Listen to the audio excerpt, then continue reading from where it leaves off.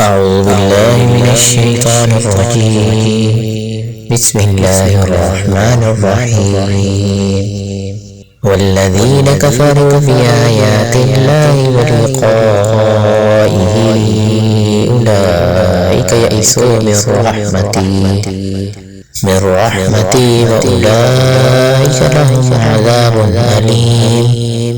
فما كان جواب قومه إلا أن قالوا اقتلوه أو حرقوه فأنجاه الله من النار.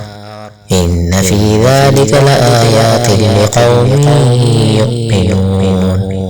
وقال إنما اتخذتم من دون الله أوثانا مودة بينكم في الحياة الدنيا ثم يوم القيامة يكفر بعضكم ببعض ويلعن بعضكم بعضا ومأواكم النار وما لكم من ناصرين.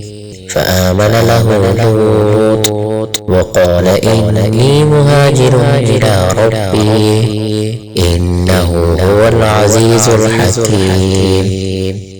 ووهبنا له إسحاق ويعقوب وجعلنا في ذريته النبوة والكتاب وآتيناه أجره في الدنيا وإنه في الآخرة لمن الصالحين. ولوطا إذ قال لقومه إنكم لتأتون الفاحشة ما سبقكم بها من أحد من العالمين. أئنكم لتأتون الرجال وتقطعون السبيل وتأتون في ناديكم المنكر.